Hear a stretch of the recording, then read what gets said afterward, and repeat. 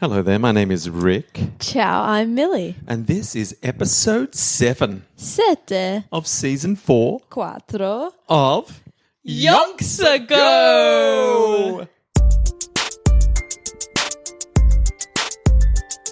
This is Yonks Ago, coming into your ears. Now what are yonks? They're kinda like years. Just a father and a daughter who want to know all about some people from Yonks Ago.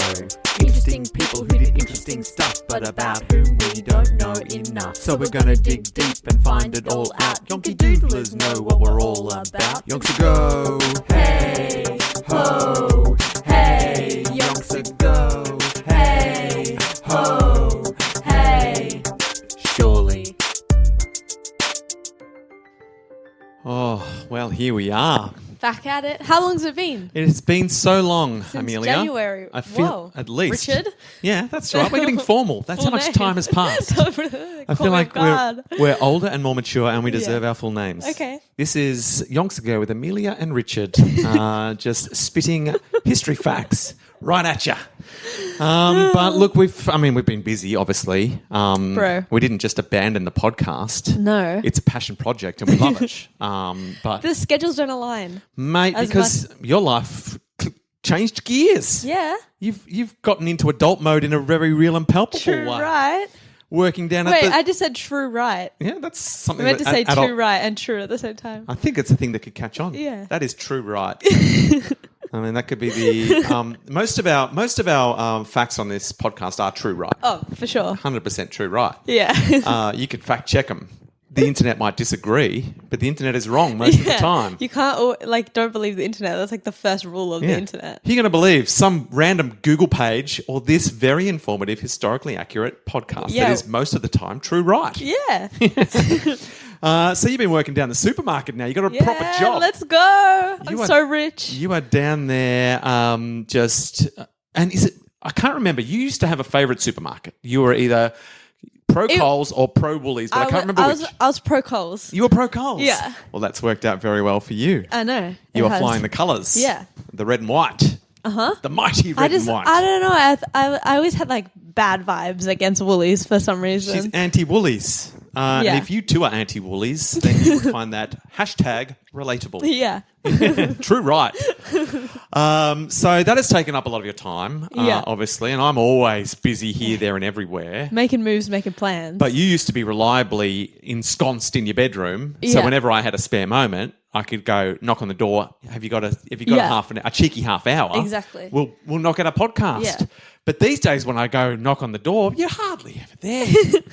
I mean, you're out and about. Well, whenever I'm here, you're not here. That's what I'm saying. So it's like, yeah. So it's like I'm not like always out. I am here. No, that's what I'm saying. But when I'm here, you're not here. So yeah, it's like, I was always a variable. I was always mostly not here, sometimes here. But I could rely on you being here when needed. Yeah, I was the dependent variable and you were the independent variable. That is right. But that is no longer true right. Yeah, we're both independent now. That's right, which has made it very difficult. Science!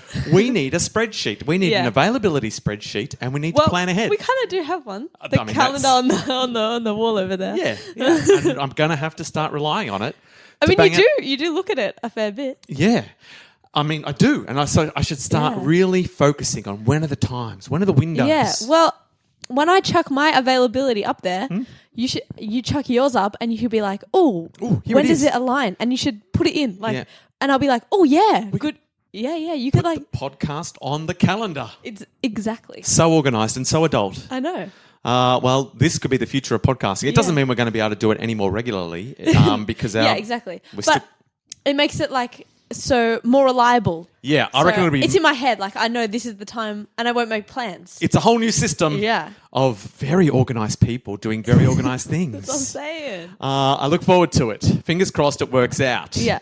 Because I've got to tell you, I really want to know more about Joan of Arc. True. This season is really filling my boots with excitement. Yeah. If this kind of logistical problems had come up during the Don Bradman era, we might have just said, well, screw it. We've moved on. Yeah. What are you going to do?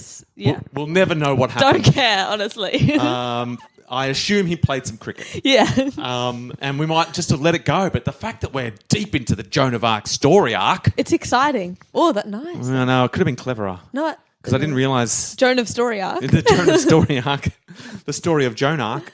See, look, I'm struggling. Yeah. It's been a while since we podcasted. So lucky season 4.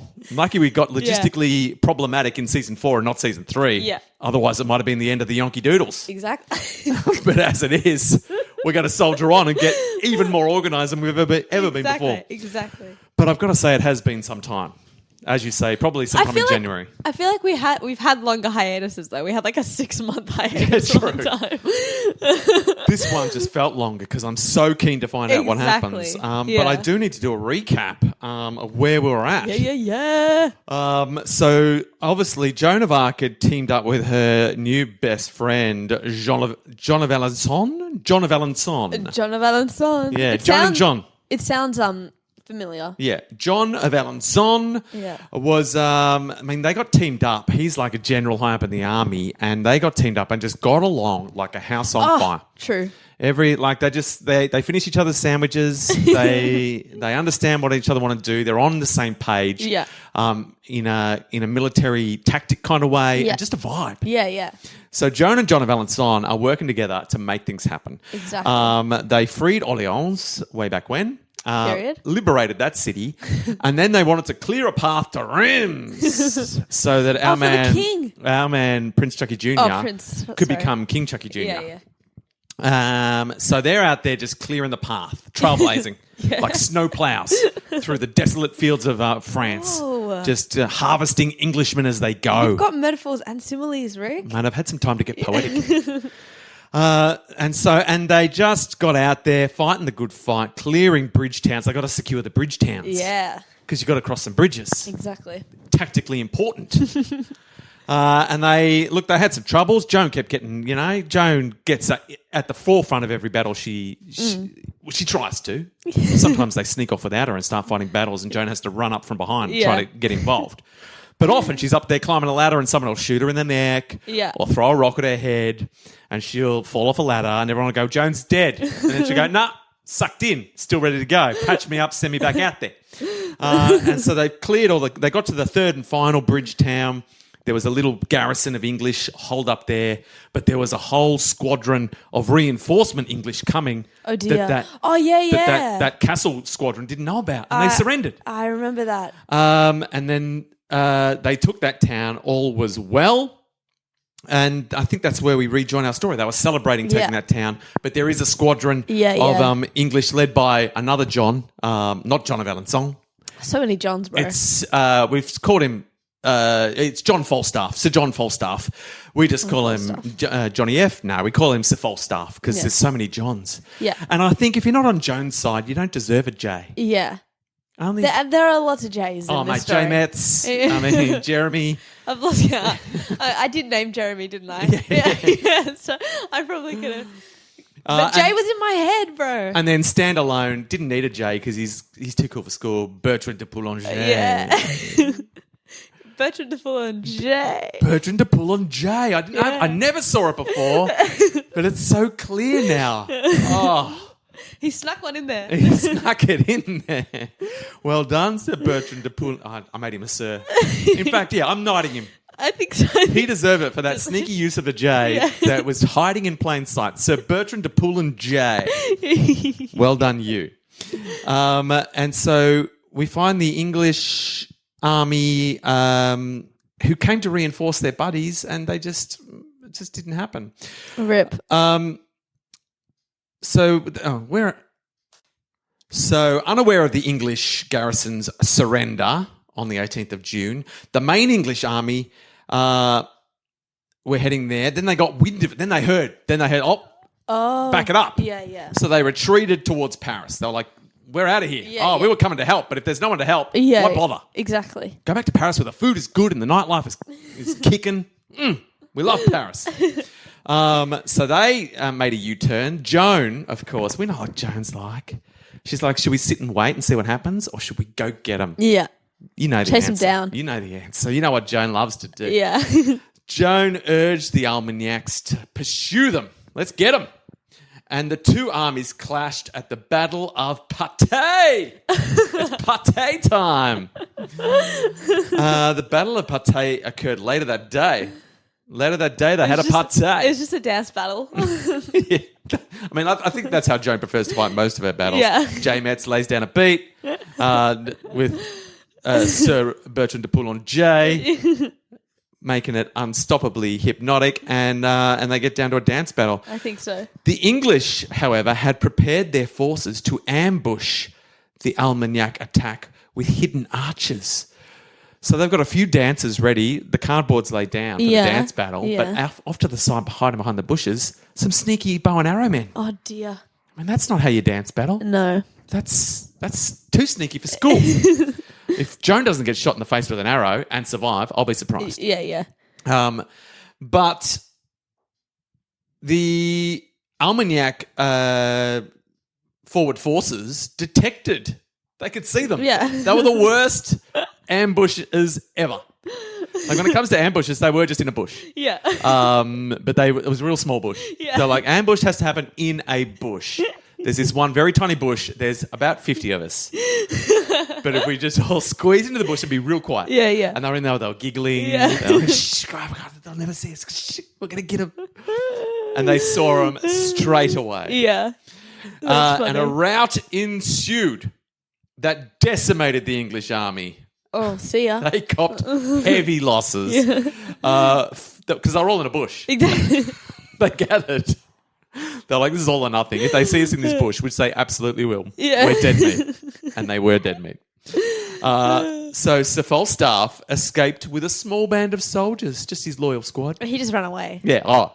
He was at the back of the bush. Yeah. He's like, just I'm got out of here. Yeah. I can hear absolute carnage at the front of the bush, and I'm not interested in being involved.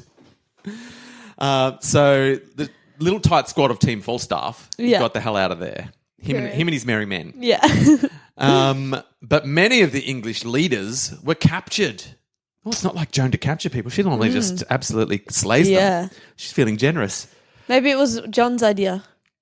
John of Valençay. Yeah. He's John of Valençon. Thank you. I remembered it rhymed. Yeah. One of us will get it right. One of us will get it true right eventually. Yeah. Joan arrived at the battlefield too late to participate. Where was she? Wait, so she wasn't even in there? She was not at the forefront of the battle. Well, I think she went to the dance battle. Oh, yeah. She thought that's where the battle was going to happen, to be fair. Yeah. And she didn't notice all the action at the bush till it was too late. Yeah. So that's not on her. That's on the English being too sneaky and establishing a fake battlefield for Joan to go to straight away. But it must be pointed out that her encouragement to pursue the English had made the victory possible. So although she had gone to the wrong battlefield, ready to dance up a storm, her military desire to get at it, to never hold back, was the very reason that they decimated the English and find themselves in a very, very powerful position. Yeah. So after the destruction of the English army at Patay, some Armagnac leaders argued for an invasion of English-held Normandy, which sounds like the sort of plan that Joan would be right on board with. Yeah. So finally, people are like, we know what Joan's going to want to do. Keep attacking. We've secured the path to Reims, but the English are right there in Normandy. Let's keep at them. Let's go. But for once, they misread the room. Joan remained insistent that Prince Chucky Jr. must be crowned before any further action. They've cleared the path to Reims. Yeah. They're like, we did this so we could get that crown on Prince Chucky Jr.'s head. Yeah. Let's get it done. I'm not fighting anyone until we get this done. I think that is fair. And so the Prince Chucky Jr. agreed. I mean, of course he did. He's like, yeah, I've been hanging for the crown since day dot. I'm sick of being Prince Chucky Jr. I want to be King Chucky Jr. forthwith. Exactly. No more mucking about. And so Prince Chucky Jr. and his army left on the 29th of June to march on Reims. And the advance was nearly unopposed because guess who cleared the path? There's no one there. Yeah. Snowplow Joan and John of Alençon had made the march very, very easy for all concerned. The Burgundian-held town of Auxerre surrendered on the 3rd of July after 3 days of negotiations. So I think Joan and John of Alençon had just cleared the bridge towns because they were the very important ones. Yeah. And they'd left the small little villages. They were like unimportant tactically. Yeah. Prince Chucky Jr.'s got his own army that can sort that little nonsense out. And to be fair, those little villages, I'm imagining, didn't even know who was in control of them. Yeah.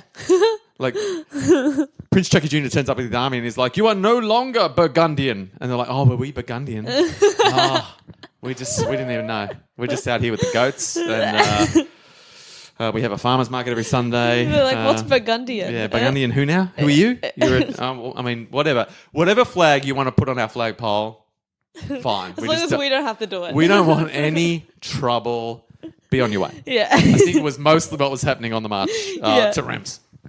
The bridge towns, sure, they put up a fight, but everyone else doesn't even know what the hell's going on. Yeah. So off they go, town by town, with towns being returned to Armagnac allegiance without resistance, except for one, Troyes Bolton, which had still had a small garrison of English and Burgundian forces in it. So lame. They were all aware. Yeah. And they tried to resist, and they had to call in Joan. They were like, "Well, we're getting Joan. Yeah. If you're not going to surrender without problems, guess who we're bringing in? God's own, mighty Joan." Yeah. And it was after 4 days of negotiations, where they got nowhere. Joan ordered soldiers to fill the city's moat with wood. She's like, "I'm crazy. Your moat's full of water? Not anymore. It's full of wet wood now. What are you going to do about it, mate? I'm Joan of Arc. I'll do crazy stuff. I'll be out here all day. Next, I'm going to fill it with pigs. What are you going to do about it? You want a moat full of pigs? I'll do it. I'm not interested in your sensible moat nonsense. I'm Joan of Arc. What am I going to put in your moat next? We'll find out. Yeah. Or surrender. Like and subscribe. So she's just messing with their moat, and it freaked them out, and they surrendered. She's Easy like, as "All right, that, bro. We're done. So Troyes on board. Troyes Bolton's on board. Slay. And then Reims opened its gates on the 16th of July, 1429. Let's go. Prince Chucky Jr., Joan, and the army entered in the evening.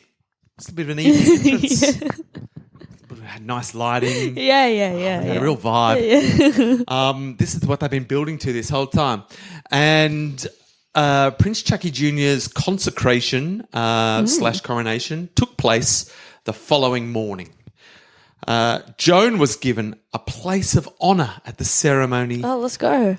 And she announced that God's will had been fulfilled. Slay. End of Joan's mission, chapter 1. Yeah. Nailed it. After the consecration, the royal court negotiated a truce of 15 days with the Duke of Burgundy, who promised he would try, fingers crossed, to arrange the transfer of Paris to the Armagnacs while continuing negotiations for a definitive peace. So it's all good vibes. He's trying. At the consecration. So the Armagnacs have crowned King Chucky Jr. now. King Chucky Jr. is on the throne as far as the Armagnacs are concerned, and your Duke of Burgundy's like, that feels pretty certain. We'll do our best to sort things out so that France can be united under the bloody king. You can have Paris. We'll sort stuff out as long as I'm still got some stuff going for me. Yeah. Let's talk the talk. Yeah. I'm willing to talk to sort it out so that we're all happy in French once more. Yeah. We've got 15 days to make this happen. Let's see what we can do. At the end of the truce, the Duke of Burgundy reneged on his promise. Yeah. 15 days are over, and they're like, "So what's up? We France once more. I'm the king. You're the Duke of Burgundy, and no more fighting." And Burgundy's like, "Nah, bruh." I was joking. Yeah, that is not true, right? I just wanted a 15-day holiday. Yeah, I'm gonna have 15 days, mate. I spent 15 days getting more army together. You've been living it up in Reims. celebrating your consecration. I've been training a crack squad of assassins. And they're 15 days hungry now. They're ready to kill. So he's done them the dirty. Yeah. As he always does. Yeah. Duke of Burgundy, can't Don't trust him. the enemy, bro. He's a dirty dog. So Joan and John of Alençon, Besties. they favoured a quick march on Paris. Of course they did. They're like, bang, bang. Let's go. I've sorted out the crown. Now it's back into war mode. Yeah. Mate, if someone wants to fight, I'll fight. If they got a moat, I'll chuck some bloody croissants in it. What are they going to do about it? Make sure we carry a moat full of croissants with us in the wagon at all times so I can freak them out. So Joan and John of Alençon are like, let's go. But divisions in King Chucky's court and continued peace negotiations with Burgundy led to a slow advance. So now that he's got the crown on his head, King Chucky Jr. is a little less like, yeah, go Joan. He's like, oh, should we though? Maybe I should. Maybe another 15 days. And now King Chucky Jr. has got his royal court around him, and some of them are saying, I don't know if Joan's like. He's going to war in Paris, the smartest thing. So he's getting a lot of advice. Yeah. Whereas everyone had a united goal, get the crown on the head before. So there wasn't much division. But now we're starting to find politics. I see. And our King Chucky Jr. is not as motivated for quick action as he was because he's achieved his goal. Yeah. He's like, whatever.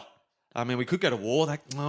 It's not as much fun when we're warring all the time.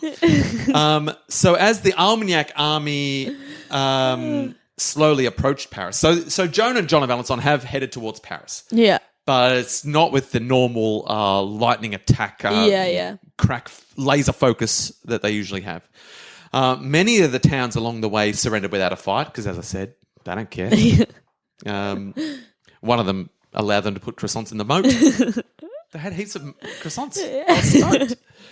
On the 15th of August. Hello. Getting into millie territory. So it's like a month later after the consecration. Yep, so they've been marching slowly towards Paris. And then on the 15th of August, the English forces under the Duke of Bedford confronted the Armagnacs near Montpellier. They were in a fortified position that the Armagnac commanders thought was too strong to assault. Oh, they are dug in. They got some trenches. They got some walls. Sheesh. No moats. What are we going? We can't throw anything anywhere. They've got no idea. So Joan rode out in front of the English positions. Wow. To try to provoke them to attack. She's like, well, if they're hiding behind their little fortresses, what if I just tease them? What if I'm like, you suck? So she went out there and just roasted them for like 3 hours straight. Just got stuck in. She's bringing up personal, history. Yeah. She's bringing up relatives. She's really mining their deep-seated anxieties. Yeah. She's given it everything she can. She's just out there. And she's like, I'm Joan. She's riding her horse, and a hawk. She rode a hawk at one point just to see if that would rouse them from their hiding spot. The horse is a transformer. Oh, yeah. At one time she rode a pig. What are you going to do? She's like, and a croissant. And she's just, all the things they had to throw in moats, she started riding them just to see if they could just come out, just to pique their curiosity. And they refused. They refused to come out. They were like, don't fall for it. Yeah. Lads, she's trying to get us to come out of our hiding spot. I say we don't. And it worked. Nice. This resulted in a standoff. The English retreated the following day. Oh, well, that's not so bad. The Armagnacs continued their advance and launched an assault on Paris. Well, I feel like that was kind of foolish of the English. They worked so hard to have their fortified position. Yeah. Joan tried to lure them out. They resisted. And they were like, hey, we won this battle, but let's get out of here. I mean, surely that's as good as a win. Maybe a few guys were like, got really insulted by the roasting and ran away. It was a slow burn roast. Yeah. It was a slow roasting. Like, not much of us here. we better get out of here. I think that's what happened. They survived the roasting during the day. Yeah. But then when they were lying down at night, it just they got the night. Yeah. It was just like it was night playing on their minds. Yeah. And it's like walked out of there. They were like nightmares. And someone like, I've got to get out of here. That was the worst night's sleep I've ever had. Couldn't stop thinking about those things she said about my dad. For sure. Oh, and the image of her riding a croissant will stay with me forever. I can't cope. I've got to go back to Paris. Everything's better in Paris. So, yeah, I think the roast did work. Yeah. Just took longer than expected. Exactly. So the Armagnacs continued their advance and launched an assault on Paris on the 8th of September. Wow. During the fighting, Joan was wounded in the leg by a crossbow. She got a crossbow to the leg. Classic Joan. I think... I'll tell you who that would have taken out. Who? Joe Byrne. Is that his name?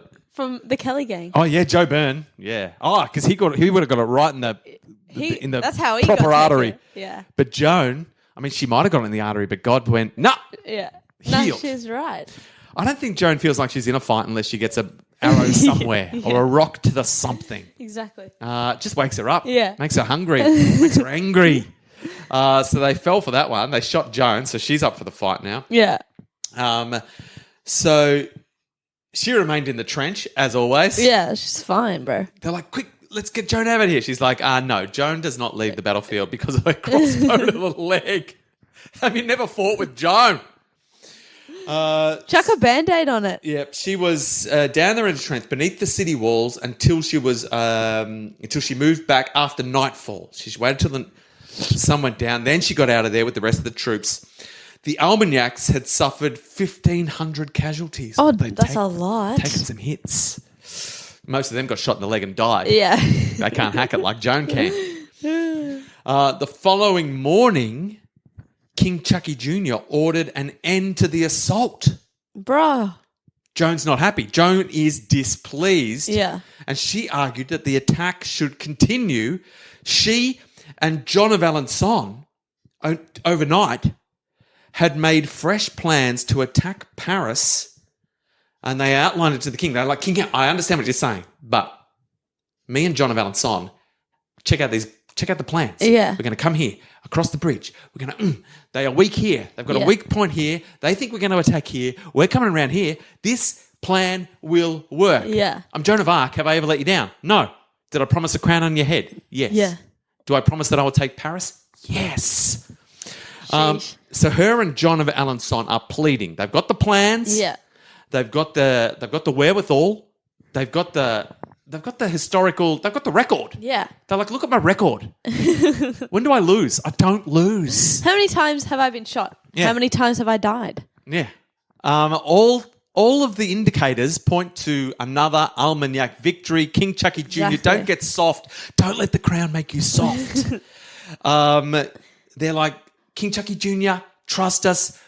This bridge is key to our plans, and you watch how this unfolds. Yeah. And King Chucky Jr., though, hears what they're saying and destroys the bridge. Bruh. He orders his own garrison to destroy the bridge that is pivotal to Joan and John's plan, so that they What's going on, buddy? He's like, I don't want you going in. I don't want you attacking anymore. In fact, I'm destroying this pivotal bridge that you are so fond of trying to march across, that approaches Paris and was necessary for the attack. And the Armagnac army had to retreat. Bruh. So suddenly now he's got the crown on his head. He's not pro Joan no more. Lame. He doesn't trust her. And now after the defeat at Paris, so this goes down as a defeat because they had to walk away. Yeah.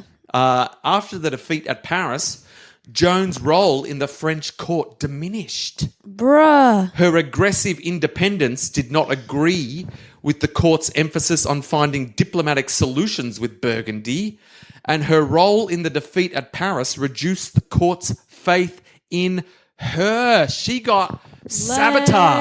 Lame.